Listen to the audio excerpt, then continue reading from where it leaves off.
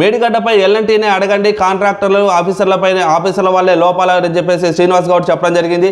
మరి పెద్ద పెద్ద ప్రాజెక్టులే కొట్టుకుపోతున్నాయి అంటే కాళేశ్వరంలో తప్పులు జరిగితే జరుగుండొచ్చు, రిపేర్లు చేసి నడుపుకోవాలి అంటూ ఒక సంచలనమైన కామెంట్ చేశారు. పెద్ద పెద్ద ప్రాజెక్టులు కొట్టుకొని పోతున్నాయి కదా, కాళేశ్వరం ప్రాజెక్టు ఎంత ఆ ప్రాజెక్టులతో పోల్చుకుంటే ఏదైనా తప్పిదాలు జరిగితే దాన్ని మీరు సరిదిద్దుకొని పనులు జరిపించుకోవాలి, కానీ ఇలా దాన్ని మూలక పడేయడం మంచిది కాదు. మేడిగడ్డపై ఏదైతే ఆరోపణలు వస్తున్నావో ఆ ఆరోపణలను కూడా దాని మొత్తానికి పూర్తి బాధ్యతలు ఎల్ఎన్టీనే, దానికి సంబంధించిన కాంట్రాక్టర్లు, ఇంజనీర్లు, దానికి పనిచేసిన అధికారులు మాత్రమే దానికి పూర్తి బాధ్యత వహించాలి, దానికి ఎటువంటి సంబంధం లేదు అని చెప్పేసి శ్రీనివాస్ గౌడ్ చెప్తున్నాడు.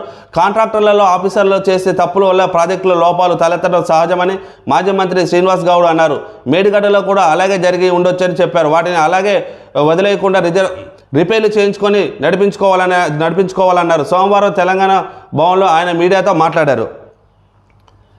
అప్పుడు 10 సంవత్సరాల అధికారంలో ఉంది మీరే కదా మరి శ్రీనివాస్ గౌడ్ గారు. మీరు 10 సంవత్సరాల అధికారంలో ఉండి మీరు మీ అధికారాన్ని దుర్వినియోగం చేసుకోవచ్చు. పోలీస్ శాఖని మీకు ఇష్టం వచ్చినట్టు వాడుకోవచ్చు. మీకు కావాల్సిన అంతమంది ఫోన్లు ట్యాపరింగ్ చేసుకోవచ్చు. మీకు కావాల్సిన వాళ్ళ దగ్గర నుంచి సమాచారం రాబట్టుకోవచ్చు. మరి అదే మేడిగడ్డపై మీరు ఎందుకు చిన్న చూపు చూశారు? అదే అధికారులను మేడిగడ్డపై పనిచేయాలని చెప్పి మీరు గట్టిగా మంచిగా పనిచేయాలని చెప్పి మీరు ఎందుకు వాళ్ళని హెచ్చరించలేకపోయారు? అంటే మేడిగడ్డ లోపాలు మొత్తం ఎల్ఎన్టీ కంపెనీ వాళ్ళు చేశారు, అప్పుడున్న ఇంజనీర్లు చేశారు. అంటే మీరు టోటల్గా అధికారుల మీద నెట్టేసి మీరు చేతులు దులుపుకోవాలని చూస్తున్నారు. అంటే మీకు ఏ సంబంధం లేదా? అది ఎవరి హయాంలో స్టార్ట్ చేశారు, ఎవరి హయాంలో నిర్మించారు, ఎవరి హయాంలో పూర్తి చేశారు? అసలు అక్కడ ఏం జరుగుతుంది, అక్కడ ఏం లోపాలు జరుగుతున్నాయని మీకు తెలియకుండానే మీరు బిల్లులు పాస్ చేశారా? అంటే ఎటువంటి క్వాలిటీ జరుగుతుంది, ఎలాంటి క్వాలిటీ సిమెంట్ వాడుతున్నారు, దానికి ఎలాంటి క్వాలిటీ ఐరన్ వాడుతున్నారు, దాని క్వాలిటీలో పరిశీలనలు ఏంటని ఏ రోజైనా మీరు వెళ్ళి పరిశీలించారా? అంటే మీరు అధికారంలో ఉన్నారు కదా, అది మీ బాధ్యత కదా. ఈరోజు మాకు ఏ సంబంధం లేదు, అది ఎల్ఎన్టీనే అధికారులకే దానికి సంబంధించిన ఇంజనీర్లకే సంబంధం అని చెప్పేసి మీరు ఎలా చెప్తున్నారు? ఇలా మీరు చెప్తున్నంత కాలం మిమ్మల్ని ప్రజలందరికీ క్లియర్గా తెలుసు ఏం జరుగుతుంది, ఏం జరగబోతుంది. ఈ టైంలో కూడా మీరు ఇంకా అబద్ధాలు ఆడి ప్రజల్ని మోసం చేయాలని చూస్తే ఇంకా మీ పార్టీ పతనం అవుతుంది. ఎదుటి వాళ్ళ మీద బురద జల్లటం మానేయండి. ఫస్ట్ మీ తప్పిదాలు అనేది క్లియర్గా అర్థమైపోయింది. మేడిగడ్డకి మీకు సంబంధం లేదని చెప్పేసి అసలు మీరు ఎలా చెప్తున్నారు? 10 సంవత్సరాలు మీరు అధికారంలో ఉండి మీకు కావాల్సినట్టుగా మీరు అధికారులను వాడుకుంటూనే ఉన్నారు. అసలు ఎటువంటి క్వాలిటీ ఎలా ఉంది, అక్కడ ఎటువంటి సిమెంట్ వాడుతున్నారు, ఎటువంటి రాడ్ వాడుతున్నారు, అసలు ఎవరు దానికి పనిచేస్తున్నారు, ఆ శాఖ అధికారులను మీరు ఏ రోజున ప్రశ్నించారా?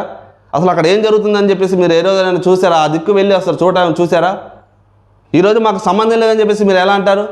పెద్ద పెద్ద ప్రాజెక్టులే కొట్టుకోబోతున్నాయి.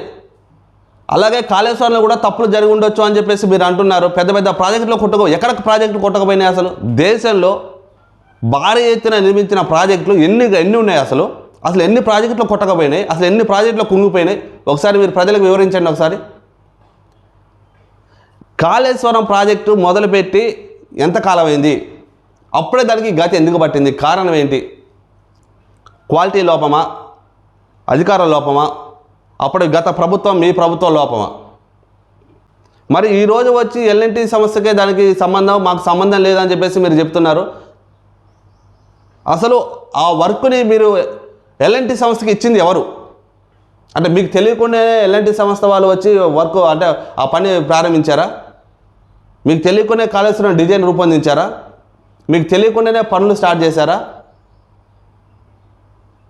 అది ప్రభుత్వం తెలియకుండానే జరిగిందా ఇంతకాలం ఆ పనులన్నీ? గత 10 సంవత్సరాలు మీరు అధికారంలో ఉన్నారు. మీకు ఏం తెలియకుండానే కాళేశ్వరం పనులు మొదలుపెట్టారా? అసలు ప్రభుత్వానికి తెలియదా కాళేశ్వరం పనులు స్టార్ట్ అయిన ప్రభుత్వానికి తెలీదా?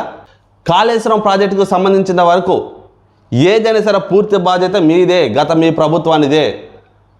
ఖచ్చితంగా మీ ప్రభుత్వం యొక్క నిర్లక్ష్యం వల్లనే ఈరోజు కాళేశ్వరానికి ఆ గతి పట్టింది.